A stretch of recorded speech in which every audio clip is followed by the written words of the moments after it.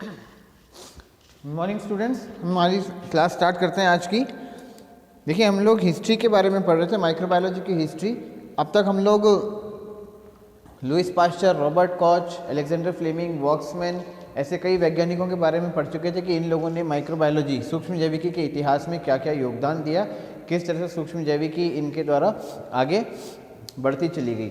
इसमें last point अब हमको पढ़ना है Edward Jenner. Edward Jenner British चिकित्सक थे,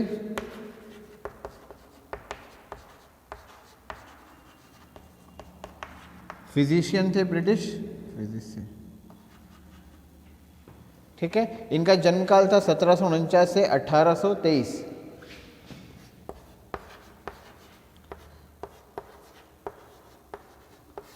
1749 से 1823 तक का इनका जन्मकाल था।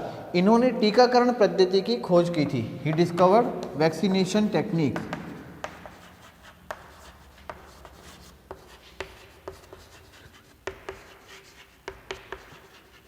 वैक्सीनेशन टेक्निक की इन्होंने खोज की थी, टीकाकरण पद्धति की।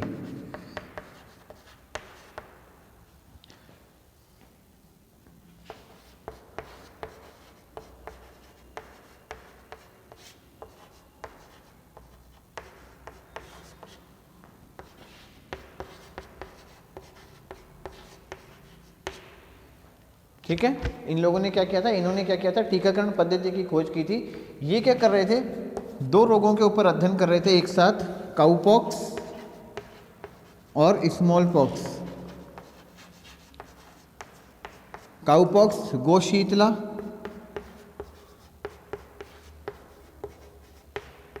जो कि गायों के अंदर होती है, दुधारू पशुओं के अंदर ये बीमारी होती है, गोशीतला, काउपॉक्स बोलते हैं इसे। और स्मॉल पॉक्स जो कि मनुष्यों में होती थी, चेचक। ये दोनों बीमारियां लगभग एक जैसी थी, इनके एक से लक्षण थे। इन्होंने क्या ऑब्जर्व किया कि दूध दोहने वाले जो मिल्क मेड होते हैं, जो गायों का दूध दोहते हैं, ऐसी गायों का दूध जो दोहते हैं जो काऊ पॉक्स से ग्रसित हैं, ठीक है ना, ऐसी गायों का दूध दोहने वाले मिल्क मेड जो काऊ पॉक्स से ग्रसित हैं, उन दूध दोहने वाले जो मिल्क मेड होते हैं, ऐसे लोगों को चेचक की बीमारी नहीं होती थी। स्मॉल पॉक्स, चेचक की बीमारी उनके अंदर नहीं हो रही थी। तो उन्होंने इनका ज़्यादा अध्ययन किया। तो उन्होंने क्या किया कि गोशीतला का चिन्ह, जो जहाँ पे एनिमल्स के अंदर, काउस में जहाँ गोशीतला जिनके अंदर बीमारी होती है, तो उनके उस चिन्ह से जहाँ पर वो फफोड़ा पड़ जाता है, जहाँ पर मवाद निकलती है, वहाँ से पस लिया, यानी कि मवाद, और उस मवाद को उन्होंने इंजेक्ट कराया स्वस्थ मनुष्यों के अंदर। उन्होंने मवाद को इंजेक्ट करा के स्वस्थ मनुष्यों के अंदर इंजेक्ट करा दिया मवाद को लेकर के। और उन्होंने क्या ऑब्जर्व किया, इंजेक्ट इन हेल्दी पीपल।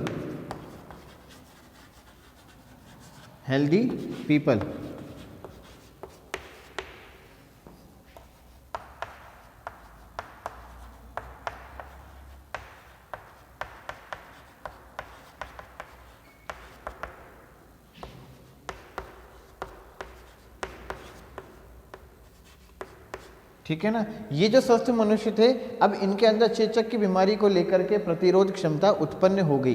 तो इसके आधार पर इन्होंने निष्कर्ष निकाला कि काऊ पॉक्स और स्मॉल पॉक्स जो है, ये दोनों रिलेटिव डिसीज हैं, दोनों एक दूसरे से लगभग मिलती जुलती बीमारी है। और काऊ पॉक्स जो है, इसका जो वायरस है, यानी इसकी जो मवाद है, इसके मवाद में उपस्थित कीटाणु जो जर्म्स हैं, वो चेचक की बीमारी को लेकर के रोग प्रतिरोधक क्षमता उत्पन्न कर देते हैं। इसका इन्होंने और ज़्यादा प्रयोग किए और अपने ही एक काम करने वाले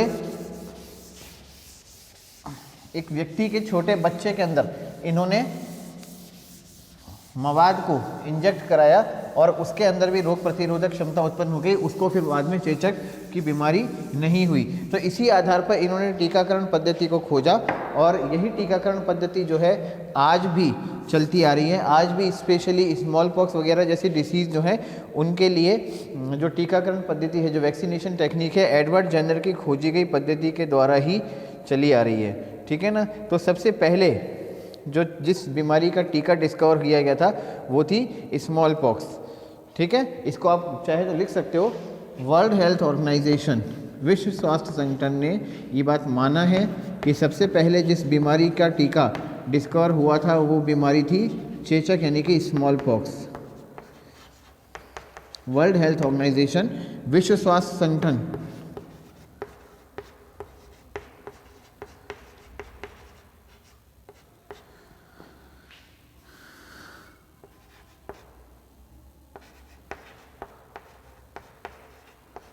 वर्ल्ड हेल्थ ऑर्गेनाइजेशन, विश्व स्वास्थ्य संगठन ये भी ये मानता है, घोषित कर चुका है कि चेचक ऐसा पहला रोग है जिसका टीका खोज के जिसको मानव के प्रयासों से नियंत्रित किया गया। ठीक है ना, चेचक यानी cowpox, smallpox sorry.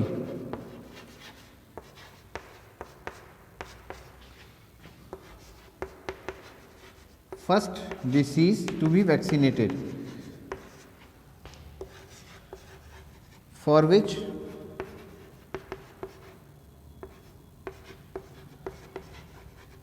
vaccine was discovered। पहला रोग है, इसको हम ऊपर लिख देते हैं आगे, पहला रोग है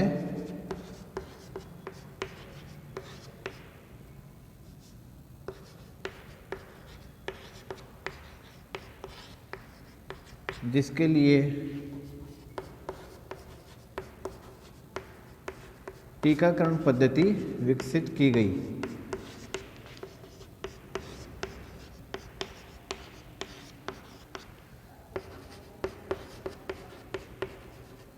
ये ऐसा पहला रोग है जिसके लिए टीकाकरण पद्धति विकसित की गई, ये विश्व स्वास्थ्य संगठन भी मानता है। ठीक इसके बाद पाश्चर ने भी प्रतिरोध क्षमता के बारे में कुछ तथ्य बताए थे, उनको भी हम एक बार देख लेते हैं। लुईस पाश्चर, जिसके बारे में हम लोग पहले पढ़ चुके हैं, मैं पहले भी आपको बता चुका हूँ।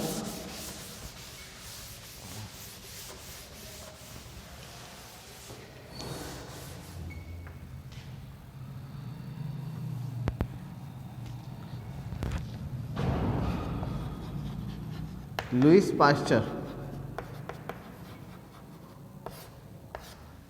ठीक है। लुईस पाश्चर ने भी क्या किया, ये चिकन पॉक्स, कोलेरा और एंथ्रेक्स जैसी बीमारियों के बारे में अध्ययन कर रहे थे, इनके टीकों का विकास के बारे में ये सोच रहे थे। तो इन्होंने क्या देखा कि कुछ पेट्री प्लेट थी जिसके अंदर चिकन पॉक्स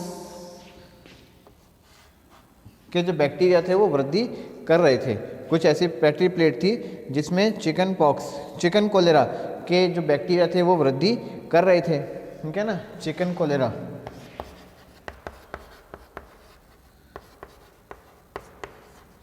इनमें से एक प्लेट जो थी वो खराब हो गई, एक प्लेट इनसे गलती से खराब हो गई, ठीक है। अब हुआ क्या, इसके जब खराब हो गई तो इसके बैक्टीरिया को इन्होंने मान लिया ये अनुग्र हो गए, अभी नहीं माना, ये बैक्टीरिया की जो प्लेट थी खराब हो गई। इन्हें प्रत्येक प्लेट से चूजों के अंदर इन्फेक्शन कराया, प्रत्येक प्लेट से इन्होंने चूज़ों में इन्फेक्शन कराया। जो खराब प्लेट थी, इससे इन्फेक्शन होने वाले जो चूजे थे उनके अंदर, इससे संक्रमित होने वाले जो चूजे थे उनके अंदर ये चिकन कोलेरा नाम की बीमारी उत्पन्न नहीं हुई। अब इससे आश्चर्यचकित रह गए कि आखिर ऐसा क्या हुआ कि इस प्लेट से चूजों में बीमारी उत्पन्न नहीं हुई। तो इन्होंने क्या किया, उन चूजों को दोबारा फ्रेश प्लेट से दोबारा उनको संक्रमित कराया, दोबारा उनको इन्फेक्टेड कराया। उस कंडीशन में भी, उस स्थिति में भी इन चूजों के अंदर ये चिकन कोलेरा के लक्षण नहीं आए, वो बीमार नहीं हुए। तो स्थिति इसके आधार पर इन्होंने निष्कर्ष निकाला कि कभी कभी कुछ बैक्टीरिया का या कुछ कीटाणु ऐसे होते हैं वो अनुग्र हो जाते हैं, वो अनुग्र हो जाता है, यानी कि उनकी रोग उत्पन्न करने की क्षमता जो है वो ख़त्म हो जाती है। इन्हें बोलते हैं नॉन वायरुलेंट, इन्हें उन्होंने बोला नॉन वायरुलेंट अनुग्र विभेद, यानी कि ऐसे जीवाणु या ऐसे कीटाणु जिनकी रोग उत्पन्न करने की क्षमता खत्म हो गई, उनको उन्होंने बोला अनुग्र विभेद, यानी कि नॉन वायरुलेंट स्ट्रेन। इन्होंने क्या निष्कर्ष निकाला कि यदि किसी व्यक्ति के अंदर ये नॉन वायरुलेंट स्ट्रेन प्रवेश कर जाता है तो उस व्यक्ति के अंदर बीमारी नहीं होती, क्योंकि जो स्ट्रेन है, जो कीटाणु है, वो रोग उत्पन्न करने की क्षमता खो चुका है। लेकिन अगर उसी व्यक्ति में दोबारा से किसी दूसरे विभेद जो कि उग्र है, जो कि रोग उत्पन्न कर सकता है, ऐसा विभेद जो कि रोग उत्पन्न कर सकता है, जिसमें रोग उत्पन्न करने की क्षमता होती है, ये कहलाते हैं वायरुलेंट स्ट्रेन। ये क्या कहलाते हैं? वायरुलेंट स्ट्रेन, अगर किसी व्यक्ति के अंदर ये वायरुलेंट स्ट्रेन दोबारा से प्रवेश कर जाए जो कि पहले अनुग्र विभेद से संक्रमित हो चुका है, तो उस व्यक्ति के अंदर भी रोग उत्पन्न नहीं होगा। इसके आधार पर उन्होंने ये कहा कि यदि अनुग्र विभेद किसी स्वस्थ मनुष्य के शरीर में प्रवेश कर जाए, स्वस्थ शरीर के अंदर प्रवेश कर जाए, किसी हेल्दी बॉडी के अंदर अगर नॉन वायरुलेंट स्ट्रेन एंटर कर जाए, तो वो पर्सन अब इम्यून हो जाता है, यानी कि उसके अंदर प्रतिरोधक क्षमता उत्पन्न हो जाती है उस बीमारी के वायरुलेंट स्ट्रेन के प्रति। तो इसके आधार पे उन्होंने ये निष्कर्ष निकाला, उन्होंने एक कंसेप्ट दिया जिसे कहा जाता है इम्यूनिटी, यानी कि रोग प्रतिरोधक क्षमता।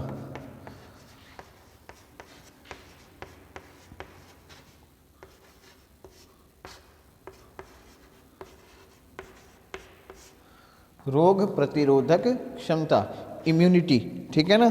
यानी कि इसका हम आधार पर क्या कह सकते हैं कि यदि किसी मनुष्य के शरीर में कीटाणु की रोग उत्पन्न कर सकने की क्षमता खो चुके विभेद का प्रवेश हो जाए, अगर किसी हेल्दी बॉडी के अंदर, किसी हेल्दी पीपल के अंदर, हेल्दी पर्सन के अंदर ऐसा स्ट्रेन चला जाए जो कि बीमारी पैदा नहीं कर सकता, यानी कि अनुग्र विभेद यानी कि नॉन वायरुलेंट स्ट्रेन चला जाए, तो उस व्यक्ति के अंदर या उस पर्सन के अंदर उसी कीटाणु के वायरुलेंट स्ट्रेन के प्रति रोग प्रतिरोधक क्षमता उत्पन्न हो जाती है। इसे उन्होंने नाम दिया रोग प्रतिरोधक क्षमता, वो प्राप्त कर लेता है। ठीक है, तो इसके बाद धीरे धीरे बहुत सी बीमारियों के टीके जो है वो विकसित होने लग गए और आज उसी के आधार पे अनेक बीमारियों के जो वैक्सीन्स हैं वो डेवलप हो चुकी हैं। वैक्सीन्स अब क्या होती है अगर हम ये देख लेते हैं, हालांकि ये हमारे सिलेबस में नहीं है, हमें केवल हिस्ट्री तक देखना था, वो हिस्ट्री लगभग हम देख चुके हैं कि अलग अलग वैज्ञानिकों ने अलग अलग प्रकार के वो बताए, लेकिन फिर भी हम एक बार वैक्सीन देख लेते हैं कि वैक्सीन क्या होती है। मोटा मोटा आइडिया मैं आपको देख लेता हूँ, बता देता हूँ।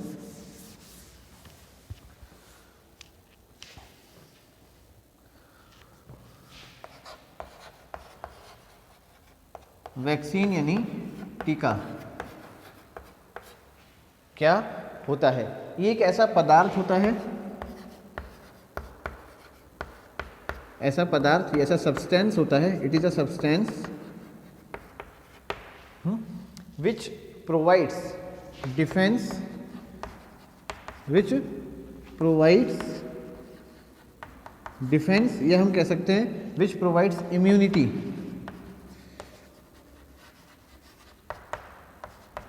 to person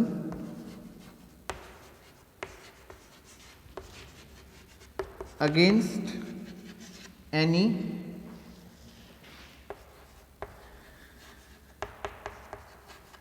particular infectious disease, particular infectious disease। ठीक है, इसको हम एक बार हिंदी में देख लेते हैं। यह है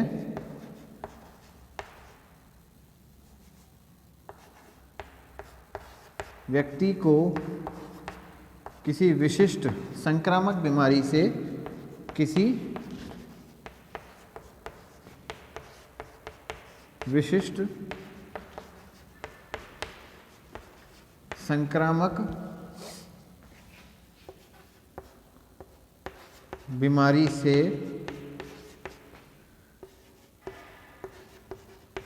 रोग प्रतिरोधन क्षमता, रोग प्रतिरोधन क्षमता देता है। क्या देता है? रोग प्रतिरोधन क्षमता देता है किसी विशिष्ट संक्रामक बीमारी से, हर बीमारी से नहीं, किसी विशिष्ट संक्रामक बीमारी से। इसका मतलब क्या है कि हर टाइप की इन्फेक्शस डिसीज से अलग अलग वैक्सीन्स जो हैं वो बचाती हैं। इसको एक बार समझ लेते हैं। वैक्सीन यानी टीका, ये एक ऐसा पदार्थ है, ये ऐसा सब्सटेंस है, पहले एक बार इंग्लिश में समझेंगे, which provides immunity to person, जो किसी व्यक्ति को इम्यूनिटी प्रोवाइड करता है, इम्यूनिटी देता है, ठीक है ना, against any particular infectious disease, किसी भी पर्टिकुलर इन्फेक्शस डिसीज के अगेंस्ट। इन्फेक्शस डिसीज क्या होती है, संक्रामक बीमारी क्या होती है, सबसे पहले तो ये समझते हैं। देखो, डिसीज को हम दो तरीके से समझ सकते हैं, एक होती है इन्फेक्शस यानी संक्रामक बीमारी और एक होती है डिसऑर्डर। संक्रामक बीमारी वो जब हमारे शरीर में कोई कीटाणु बाहरी पदार्थ प्रवेश कर जाए और वो हमारे शरीर को बीमार कर दे, तो ऐसी बीमारी कहलाती है संक्रामक बीमारी, यानी कि इन्फेक्शस डिसीज। ठीक है ना। यानी कि कोई भी कीटाणु, कोई भी बाहरी पदार्थ अगर हमारे शरीर के अंदर चले जाए और हमारे शरीर की कोशिकाओं के नॉर्मल फंक्शनिंग को ख़राब कर दे, उसको टेक ओवर कर ले, ठीक है ना, और हमारे शरीर में बीमारी उत्पन्न हो जाए, लक्षण उत्पन्न हो जाए, तो वह कहलाती है इन्फेक्शियस डिसीज़, यानी कि संक्रामक बीमारी।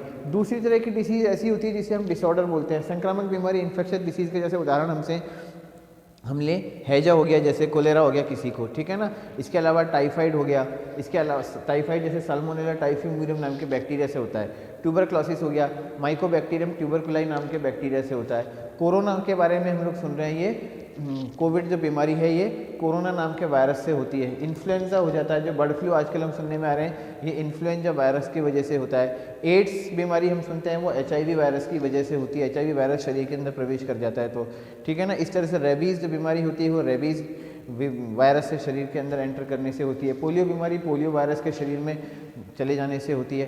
तो संक्रामक बीमारी या इन्फेक्शस डिसीज़ ऐसी डिसीज़ होती हैं जो किसी बाहरी कीटाणु के हमारे शरीर के अंदर प्रवेश करने से होती हैं, ठीक है। तो वो तो कहलाती है इन्फेक्शस डिसीज़, यानी संक्रामक बीमारी, जिनके संक्रमण से, जिनके इन्फेक्शन से हम बीमार होते हैं। दूसरी डिसीज़ जो डिसऑर्डर्स होते हैं वो हमारे शरीर की साधारण, उसमें किसी प्रकार का डिसऑर्डर्स जो होते हैं उनमें हमारे को कोई इन्फेक्शन नहीं होता, कोई संक्रमण नहीं होता, केवल शरीर की साधारण कार्यप्रणाली जो होती है वो कभी कभी बदल जाती है या ख़राब हो जाती है, जिसकी वजह से हमारे शरीर में अनेकों लक्षण उपस्थित हो जाते हैं। जैसे कि हम बात करें डायबिटीज़ नाम की जो बीमारी होती है, डायबिटीज़ में क्या होता है, हमारे शरीर के अंदर इंसुलिन नाम का हार्मोन बनना बंद हो जाता है, जिसकी वजह से हमारा शरीर ग्लूकोज को नहीं पचा पाता, ग्लूकोज को ज़्यादा देर तक संग्रहित, उससे ग्लूकोज की मात्रा शरीर में बढ़ जाती है, ग्लूकोज ग्लाइकोजन में परिवर्तित नहीं हो पाता, तो उसमें कोई बाहरी पदार्थ हमारे शरीर में नहीं जाता, केवल हमारे शरीर के अंदरूनी जो मशीनरी है, वो मशीनरी में कोई खराबी होने की वजह से वो बीमारी होती है, वो कहलाती है, हम क्या बोलते हैं, जैसे डिसऑर्डर्स हम उन्हें बोलते हैं। वो बीमारियाँ नहीं होती, वो डिसऑर्डर्स होते हैं, ठीक है ना। तो डिसऑर्डर से तो हमारे शरीर में कोई इम्यूनिटी कभी हो नहीं सकती, डिसऑर्डर्स तो हो गए तो वो उस डिसऑर्डर को हमें ठीक करना पड़ेगा। लेकिन अगर संक्रामक बीमारी हमारे शरीर में है तो हमारे शरीर के अंदर एक ऐसा सिस्टम होता है, एक ऐसा तंत्र वर्क करता है जो कि हमारे शरीर को संक्रमण से बचाने के लिए हमेशा एक्टिव रहता है, हमेशा क्रियाशील रहता है। तो उसी तंत्र का एक तरीका है, उसी तंत्र को एक्टिवेट करने का, स्टिमुलेट करने का, या उसी तंत्र को बनाए रखने का तरीका होता है क्या, वैक्सीन यानी टीका, ठीक है ना। इसमें क्या होता है, हम एक बार छोटा सा शॉर्ट में समझ लेते हैं।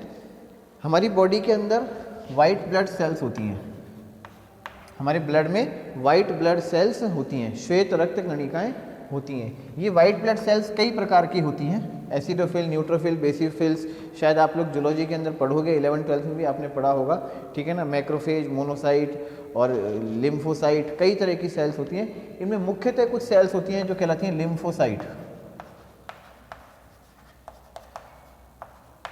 ये लिम्फोसाइट जो होती हैं दो प्रकार की होती हैं, एक बी लिम्फोसाइट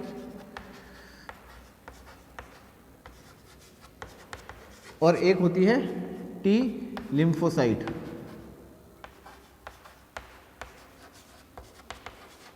एक और विशेष प्रकार की सेल होती है वो कहलाती है मैक्रोफेज, और ऐसे ही कुछ और सेल्स होती हैं वो कहलाती हैं मोनोसाइट्स, और कुछ कहलाती हैं ल्यूकोसाइट्स। ये सभी सेल्स जो हैं हमारे शरीर को बीमारी से बचाती हैं। कैसे बचाती हैं, जब भी हमारे शरीर में कोई बाहरी पदार्थ प्रवेश करता है जिसको हमारा शरीर पहचान लेता है कि ये हमारे शरीर के लिए ठीक नहीं है, जैसे हमारे घर के अंदर कोई गुंडा बदमाश आ जाएगा, ठीक है ना, या कोई ऐसा व्यक्ति हमारे घर के अंदर घुस जाएगा जिससे हमको खतरा उत्पन्न हो, जिससे हमें लगे कि ये हमारे को नुकसान पहुंचा सकता है, हमें मार सकता है, हमारे घर में चोरी कर सकता है या लूटमार कर सकता है, ठीक है ना, ये किसी प्रकार से हमें हानि पहुंचा सकता है, तो हम उससे बचने के लिए, ऐसे व्यक्तियों को घर में घुसने से बचने के लिए हम हमारे घर में तरह तरह के सिस्टम लगाते हैं, ठीक है ना। या तो हमारे घर में क्या है, आजकल CCTV कैमरा लोग लगाने लग गए, घरों के दरवाजे बंद रखते हैं, ताले लगा के रखते हैं, कहीं बाहर जाते हैं तो ताले लगा के रखते हैं, या फिर हम हमारे घर में कुछ ना कुछ ऐसे डंडे वगैरह या औजार रखते हैं जिससे कि हम हमारे आप को बचा सकें, ठीक है। तो वो भी क्या है, हम एक तरह से इम्यूनिटी बना के रखते हैं कि कोई बाहरी व्यक्ति हमारे घर के अंदर ना घुस पाए, ठीक उसी तरह से हमारे शरीर के अंदर जो वाइट ब्लड सेल्स होती हैं, ये भी हमारे शरीर को बचाए रखने के लिए, किसी बाहरी संक्रमण से बचाए रखने के लिए एक तंत्र, एक सिस्टम इनने डेवलप कर रखा है। ये सिस्टम में इस विशेष प्रकार की कोशिकाएं होती हैं, ठीक है ना। ये 3 तरह की जो सेल्स होती हैं, जैसे कोई बाहरी पदार्थ, कोई बाहरी कीटाणु, बीमारी फैलाने वाला कोई कीटाणु या जर्म हमारे शरीर में प्रवेश करता है, उसको मार के खा जाती हैं। मेनली तो ये सेल्स का ये काम होता है, क्या करती हैं, खा जाती हैं, ठीक है ना। कभी कभी लिम्फोसाइट और बी लिम्फोसाइट, ये दोनों सेल भी कुछ काम करती हैं। ये दोनों सेल क्या काम करती हैं,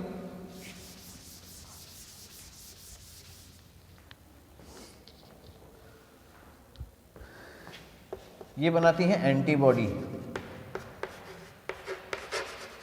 ये एंटीबॉडीज बनाती हैं। इन्हें हिंदी में बोलते हैं प्रतिजैविक।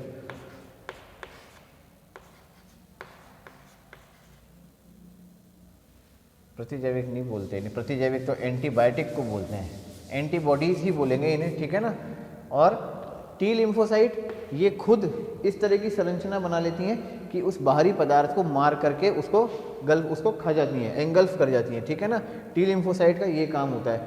अब ये जब भी बी लिम्फोसाइट या टी लिम्फोसाइट जैसे ही कोई संक्रमण हमारे शरीर में होता है, उस संक्रमण को पहचानती हैं और उस विशेष संक्रमण के प्रति ही एंटीबॉडीज़ का निर्माण करती हैं। मतलब कि यदि चिकन पॉक्स किसी को होगा या स्मॉल पॉक्स किसी को हो जाएगा, किसी को स्मॉल पॉक्स हो जाएगा, तो स्मॉल पॉक्स के खिलाफ एंटीबॉडीज़ हमारे शरीर में बन जाएंगी और उसी के खिलाफ टी लिम्फोसाइट भी मैच्योर हो जाएंगी, डेवलप हो जाएंगी, ठीक है ना। अब स्मॉल पॉक्स जैसे दोबारा कभी आएगा तो ये एंटीबॉडीज़ उस स्मॉल पॉक्स को मार के ख़त्म कर देंगी, लेकिन ये एंटीबॉडी चिकन पॉक्स डिसीज़ के अंदर काम नहीं करेंगी। चिकन पॉक्स के लिए अलग प्रकार की एंटीबॉडी बनेंगी। तो इसीलिए हमने क्या लिखा है, पर्टिकुलर, यानी कि विशिष्ट संक्रामक बीमारी।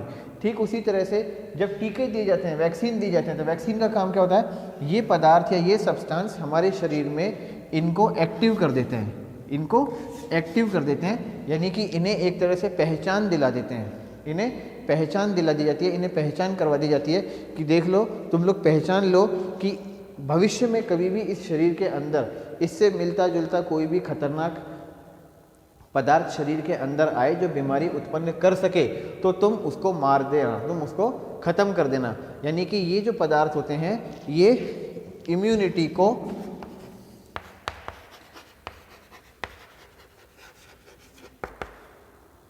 स्टिमुलेट कर देते हैं। क्या कर देते हैं, स्टिमुलेट कर देते हैं, या हम इसे बोल सकते हैं उद्दीप्त कर देते हैं, ठीक है ना, उद्दीप्त कर देते हैं, उद्दीप्त कर देते हैं। और उसके बाद ये हमारी मेमोरी के अंदर चली जाती है, ये शरीर की मेमोरी के अंदर इकट्ठी हो जाती है, पड़ी रहती है। जैसे ही कभी किसी दूसरे उसी बीमारी का जैसे ये पदार्थ जिस बीमारी को लेकर के दिया गया है, अगर उसी का कोई खतरनाक पदार्थ शरीर में प्रवेश करता है, तो ये जो स्टिमुलेट हुई जो मेमोरी थी, ये मेमोरी एक्टिव होती है और उस रोग कारक पदार्थ को ख़त्म कर देती है, उसको मार डालती है, ठीक है ना। अब यह होती है वैक्सीन। एक बार हिंदी में भी समझ लेते हैं। यह व्यक्ति को किसी विशिष्ट, यानी कि किसी एक पर्टिकुलर टाइप के संक्रामक बीमारी से, संक्रामक बीमारी से, जो संक्रमण से उत्पन्न होती है, ऐसी बीमारी से रोग प्रतिरोधक क्षमता देती है। हम जैसे एग्जाम्पल लें, आजकल चल रहा है कोरोना, ठीक है ना, और इस कोरोना की वैक्सीन के बारे में खूब सुनने में आ रहा है, कोविड-19। इसकी जो वैक्सीन है वो केवल कोरोना वायरस के खिलाफ ही काम करेगी, किसी दूसरे वायरस या किसी दूसरे बैक्टीरिया के खिलाफ काम नहीं करेगी। इसीलिए इसे बोलते हैं क्या, विशिष्ट। क्या बोलते हैं हम इसे, विशिष्ट। जैसे ही इसकी वैक्सीन हमारे शरीर में जाएगी, हमारे शरीर में बी लिम्फोसाइट और टी लिम्फोसाइट को एक्टिव कर देगी। क्या कर देगी, एक्टिव कर देगी, जो कि इसको पहचान लेंगे, इसको पहचान लेंगे, और पहचानने के बाद वो कुछ नहीं करेंगे, वो केवल मेमोरी में चले जाएंगे, वो केवल हमारी जो इम्यूनिटी है उसकी मेमोरी के अंदर जाके स्टोर रह जाएंगे, पड़े रहेंगे, जब तक वास्तव में कोविड का वायरस शरीर के अंदर प्रवेश नहीं करेगा। जैसे ही कोविड का वायरस शरीर में प्रवेश करेगा और बीमारी फैलाने की कोशिश करेगा, ये तुरंत उसको पहचान लेंगे, मेमोरी से बाहर आ जाएंगे, और मेमोरी से बाहर आके फटाफट ही उस वायरस को मार के ख़त्म कर देंगे। ये मुख्य आधार होता है वैक्सीन का, यानी टीके का। अब बात ये आती है कि ये जो पदार्थ हैं, ये पदार्थ इम्यूनिटी तो प्रोवाइड करते हैं, लेकिन ये बीमारी क्यों नहीं पैदा कर सकते। ये बीमारी भी तो कर सकते हैं, ये शरीर के अंदर बीमारी भी तो कर सकते हैं। जैसे कि पोलियो वायरस की बात है, पोलियो इसका जो टीका होता है, इसके टीके में पोलियो का वायरस ही शरीर के अंदर इंजेक्ट करा दिया जाता है। जो पोलियो वैक्सीन है, इस पोलियो वैक्सीन में पोलियो का टीका ही, पोलियो वायरस को ही शरीर के अंदर डाल दिया जाता है। अब ये पोलियो वायरस क्यों नहीं हमारे शरीर के अंदर बीमारी उत्पन्न करता? तो ऐसा भी तो हो सकता है ये भी तो बीमारी कर सके, लेकिन ऐसा नहीं होता, ये शरीर में बीमारी उत्पन्न नहीं करता। तो ये सारी चीज़ें भी हम देखते हैं कि ऐसा क्यों होता है कि बीमारी हमें इनसे नहीं होती।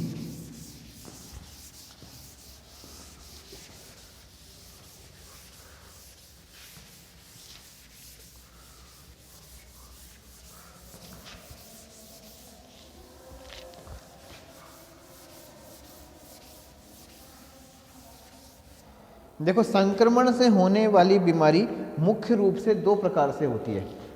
संक्रमण यानी इन्फेक्शियस डिसीज का जो रीज़न होता है वो दो कारण हो सकता है।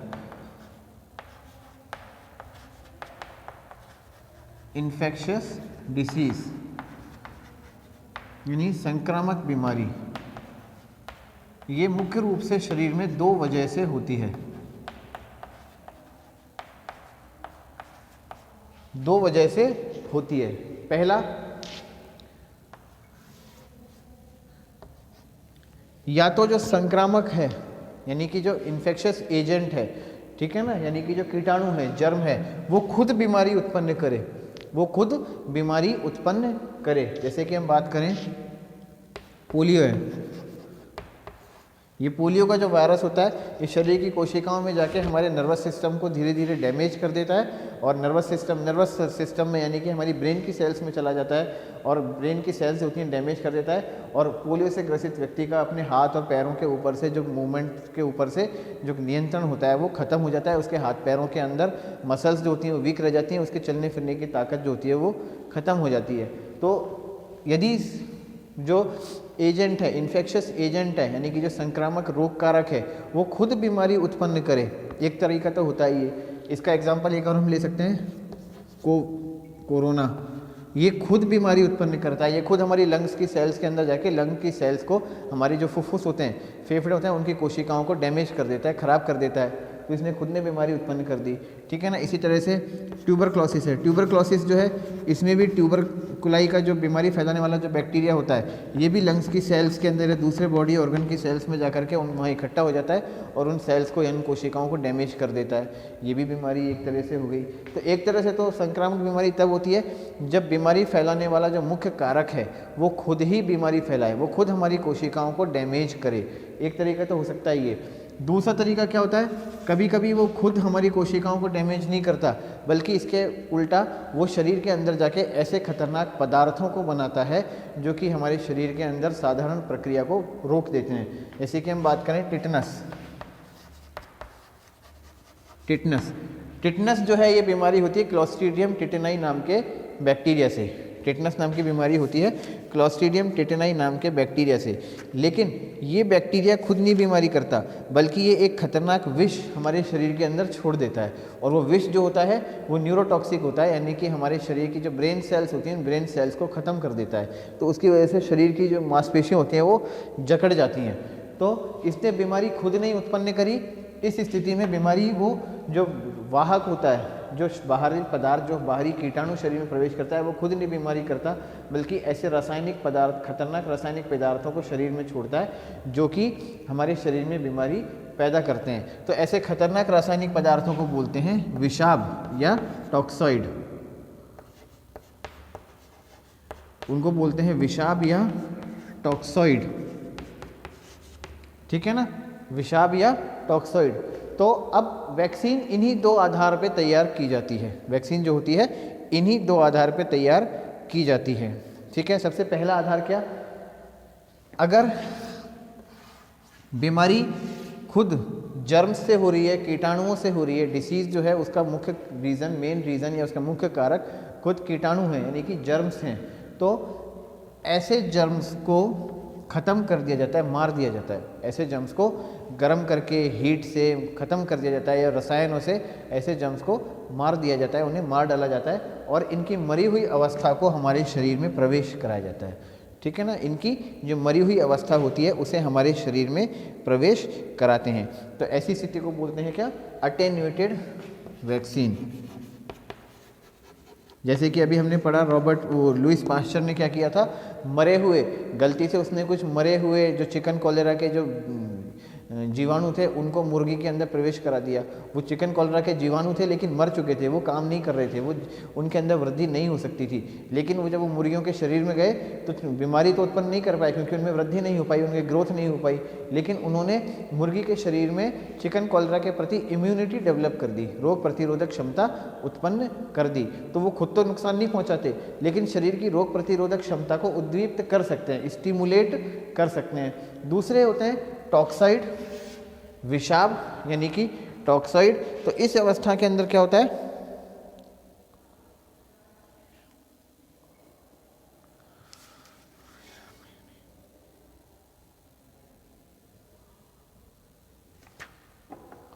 ये मैंने गलत बोल दिया, इसे बोलते हैं आविष, विषाब या टॉक्सिन।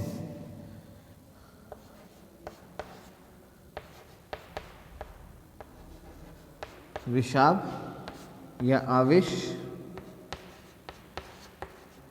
या टॉक्सिन। टॉक्सिन, ठीक है, ये जो टॉक्सिन है ये बीमारी उत्पन्न करते हैं। अगर हम इनको किसी तरह से इनएक्टिव कर दें, इनको रसायनों से या किसी दूसरे माध्यम से हम इनको ऐसा बना दें कि ये बीमारी उत्पन्न ना कर पाएँ, केवल इम्यूनिटी डेवलप कर पाएँ, तो इन्हें हम बोलते हैं टॉक्सॉइड या आविषाब। टॉक्साइड या आविषाब ये जो होते हैं ये भी बीमारी नहीं पैदा कर सकते लेकिन वो रोग प्रतिरोधक क्षमता को उत्पन्न कर सकते हैं। They can not create disease but they can stimulate the immunity against these particular toxins.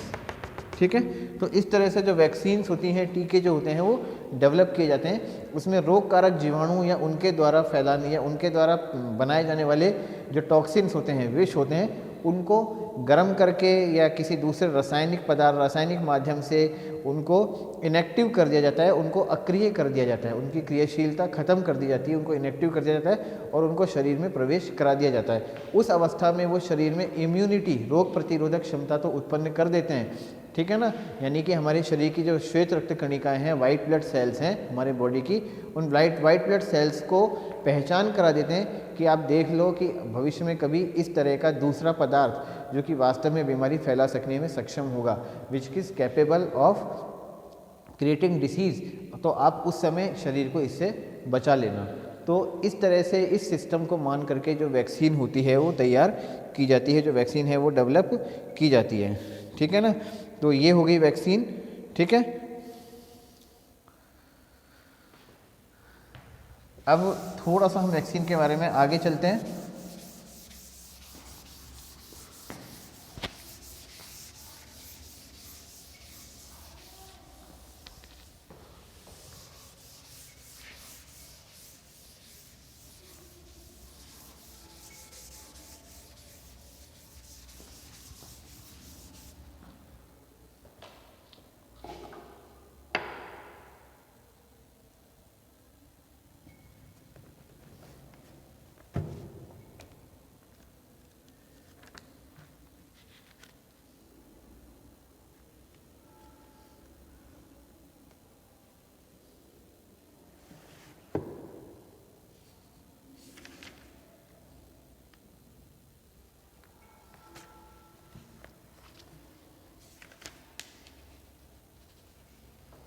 चार तरह की वैक्सीन हो सकती है। पहली कहलाती है लाइव या अटेन्यूएटेड वैक्सीन।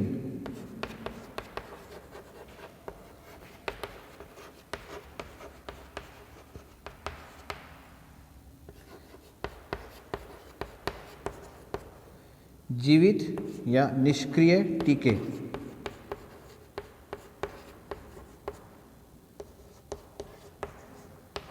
निष्क्रिय टीके, इसमें जो रोग कारक वाहक है, जो रोग फैलाने वाला, डिसीज़ को पैदा करने वाला जो जर्म है उसको इनएक्टिव कर दिया जाता है, उसको ख़त्म कर दिया जाता है और ख़त्म करने के बाद उसको शरीर के अंदर प्रवेश करा दिया जाता है, जिससे बीमारी जो होती है वो बंद हो जाती है। बीमारी जो होती है आगे उससे हमें सुरक्षा मिल जाती है। दूसरे प्रकार की जो इस तरह की जो टीके होते हैं वो हैं मीज़ल्स, मम्स, आप चाहो तो लिख लो, इस तरह की वैक्सीन बनाई जाती है।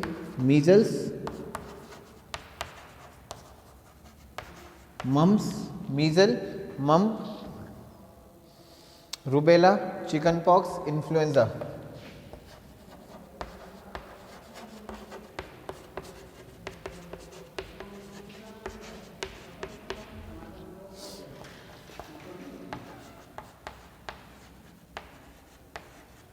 Rubella, chicken pox, influenza.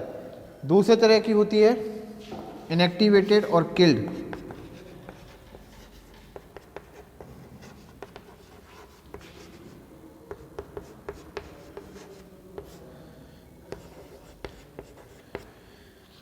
इसमें जो रोग कारक वाहक होता है, यानी जो जर्म होता है, जो डिसीज़ बना रहा है, जो जिसके वजह से बीमारी हो रही है, डिसीज़ हो रही है, उसको गर्म करके मार दिया जाता है। सबसे पहले उसको अगर मीडियम के अंदर वृद्धि कराते हैं, वृद्धि कराने के बाद उसको गर्म कर देते हैं, उसको लवणीय जल में घोल देते हैं और लवणीय जल में घोल के उसे गर्म करके मार देते हैं। फिर उसके बाद उसे शरीर के अंदर प्रवेश करा देते हैं। ये है example polio, hepatitis,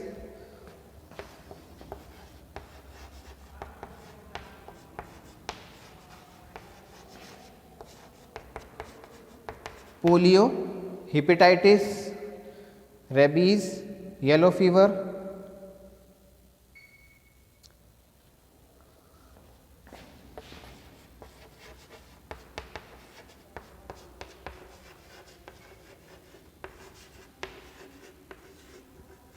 etcetera.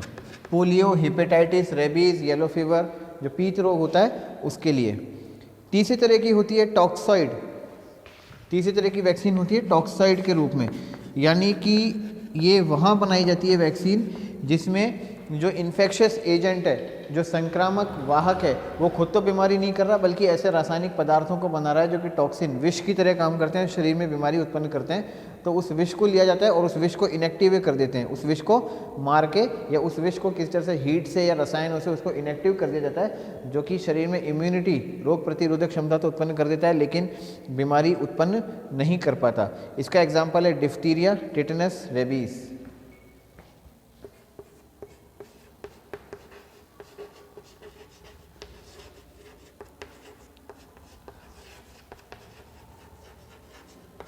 Tetanus और रेबीज, डिफ्थीरिया, टिटनस और रेबीज, ये तीन तरह की होगी। आगे अभी हमें और पढ़नी है, यहाँ तक आप लिखिए पहले।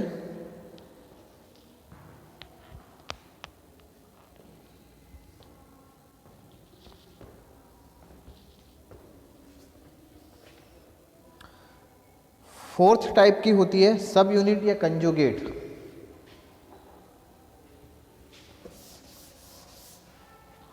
फोर्थ टाइप की होती है सब यूनिट या कंजुगेट।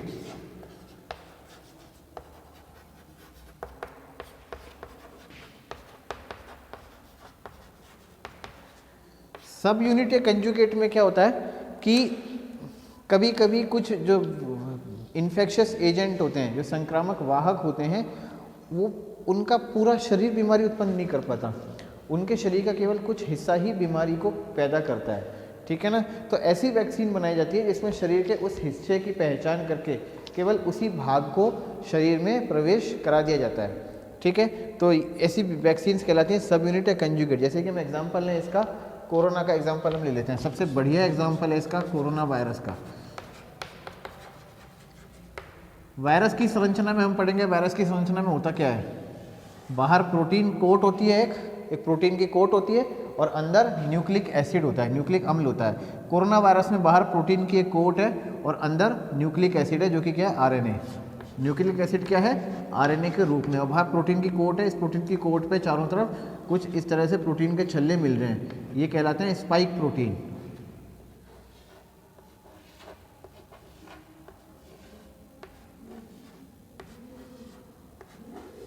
ये कहलाते हैं स्पाइक प्रोटीन। अब होता क्या है, जब ये वायरस शरीर में प्रवेश करता है तो इन स्पाइक प्रोटीन्स की मदद से ये सबसे पहले हमारी जो सांस नली होती है उसकी कोशिकाओं से चिपकता है, धीरे धीरे लंग्स की कोशिकाओं से जाके चिपक जाता है। इन स्पाइक प्रोटीन्स की मदद से ही चिपकता है। अगर स्पाइक प्रोटीन नहीं होगी तो कोरोना वायरस हमारे शरीर के अंदर जाके नहीं चिपक सकता। तो दो तरह की वैक्सीन इससे बनी है। सबसे पहला तो इन स्पाइक प्रोटीन को ही अलग कर लिया, इन स्पाइक प्रोटीन को अलग कर लिया और इन स्पाइक प्रोटीन को अलग करके शरीर के अंदर प्रवेश करा दिया। अब केवल स्पाइक प्रोटीन चूँकि शरीर में प्रवेश किया है, इसके अलावा ये आरएनए शरीर के अंदर नहीं गया, आरएनए को तो शरीर में डाला नहीं है, केवल स्पाइक प्रोटीन को लेकर के वैक्सीन बनाई और ये शरीर के अंदर डाल दी गई। तो ये स्पाइक प्रोटीन हमारे शरीर में इम्यूनिटी तो पैदा कर देगा, इम्यूनिटी तो पैदा कर देगा। अब आगे जैसे ही ये पूरा कोरोना वायरस शरीर में जाएगा तो इन स्पाइक प्रोटीन की मदद से तैयार हुई एंटीबॉडीज़ पहचान लेंगी कि कोरोना का वायरस शरीर में आ चुका है और उसको मार डालेंगी। तो केवल इसके शरीर का केवल ये भाग छोड़ा गया। अब ये प्रोटीन है, प्रोटीन को बनाने के लिए जो कोड है वो कहाँ पे उपस्थित होगा? आरएनए के अंदर ही होगा। हर प्रोटीन को बनाने के लिए जो कोड होता है वो आरएनए के अंदर पाया जाता है, आरएनए में या डीएनए के अंदर पाया जाता है। अब कोरोना वायरस में आरएनए ही है, डीएनए है ही नहीं, इसमें केवल आरएनए है, डीएनए इसमें है ही नहीं। तो इस प्रोटीन को बनाने के लिए जो कोड होगा, जो सूचना होगी वो इस आरएनए के अंदर होगी। तो इस आरएनए से उस सूचना को अलग कर लिया, आरएनए से उस सूचना को अलग कर लिया कि केवल यही एक छोटा सा आरएनए का टुकड़ा है जो कि स्पाइक प्रोटीन को बनाने के लिए निर्देशित करता है, कोड करता है। और इस केवल इस छोटे टुकड़े को बनाकर वैक्सीन के रूप में तैयार करके शरीर में डाल दिया।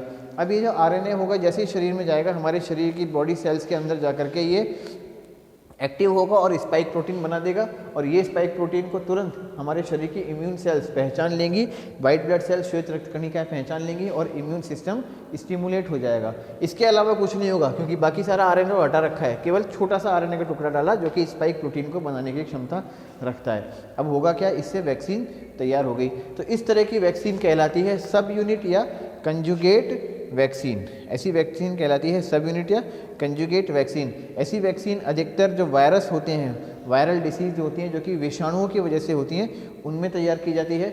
इसका एग्जांपल है hepatitis, influenza, hepatitis, influenza, pertussis. इसमें रोग कारक एजेंट यानी कि जो इन्फेक्शस एजेंट है, उस इन्फेक्शस एजेंट के शरीर के केवल कुछ भाग को ही शरीर में प्रवेश कराया जाता है जो कि हमारे शरीर को इम्यूनिटी दे देता है। ठीक है, ये तरीका कहलाता है सब यूनिट या कंजुगेट वैक्सीन का।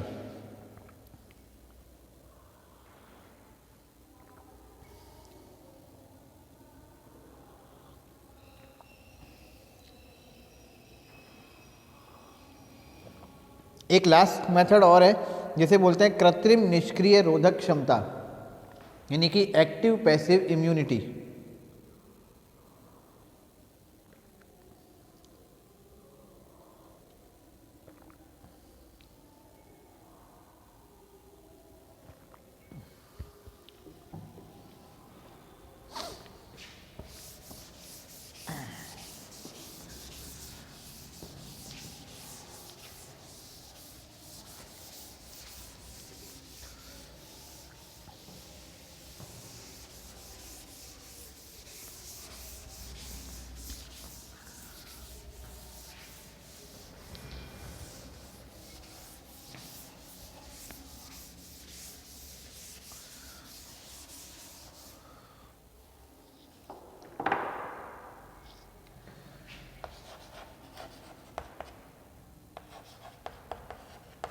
आर्टिफिशियल पैसिव इम्यूनिटी ये कहलाती है कृत्रिम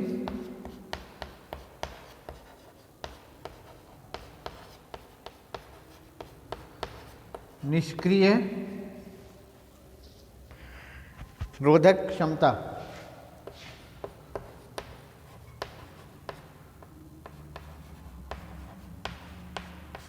कृत्रिम निष्क्रिय रोधक क्षमता, इसमें क्या है, सबसे पहले हम रोग कारक को यानी कि इन्फेक्शस एजेंट को किसी जानवर में डाल देते हैं।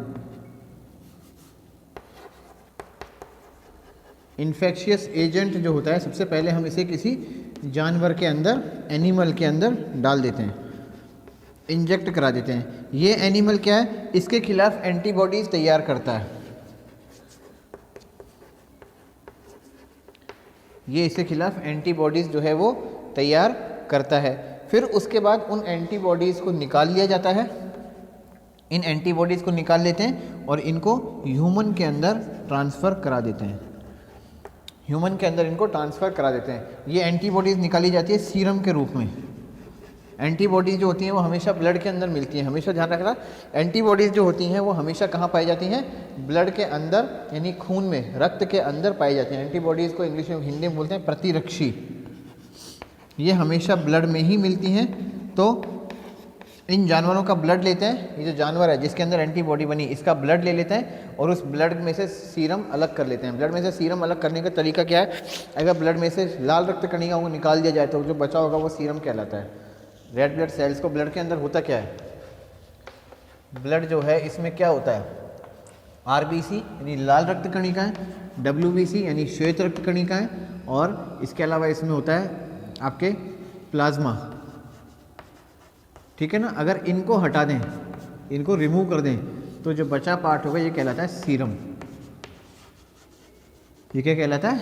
सीरम। और आरबीसी को हटाना बहुत आसान है, आप भी हटा सकते हो। ब्लड लो, उस ब्लड को थोड़ी देर रख दो, उस ब्लड को थोड़ी देर रख दो, तो उस ब्लड में क्या है? थक्का जम जाएगा, क्लॉट हो जाएगा, वो ब्लड जम जाएगा, और जमने के बाद उसमें लाल लाल एक अजीब सा गदला सा पाउडर सा नीचे बैठ जाएगा, ऊपर पीला पीला पदार्थ अलग हो जाएगा, तरल पदार्थ। ये पीला पदार्थ ही सीरम कहलाता है। इसके अंदर सभी तरह के प्रोटीन्स, एंटीबॉडीज़ उपस्थित होती हैं, प्रतिरक्षी वगैरह इसके अंदर सब पाई जाती हैं। इस सीरम को ले लेते हैं, इस सीरम को ह्यूमंस के अंदर प्रवेश करा दिया जाता है। इससे भी इम्यूनिटी यानी रोग प्रतिरोधन क्षमता जो है वो उत्पन्न होती है। ठीक है ना? तो ये कुछ तरीके हैं जिनके आधार पे हम कह सकते हैं कि वैक्सीन्स जो हैं वो डेवलप की जाती हैं। तो आज हमारा ये जो चैप्टर था यहाँ पे ख़त्म हो रहा है।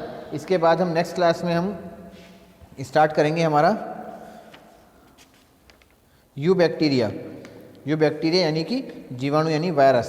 ठीक है स्टूडेंट्स, तो आज के लिए हम इतना ही कंक्लूड कर रहे हैं। Thank you.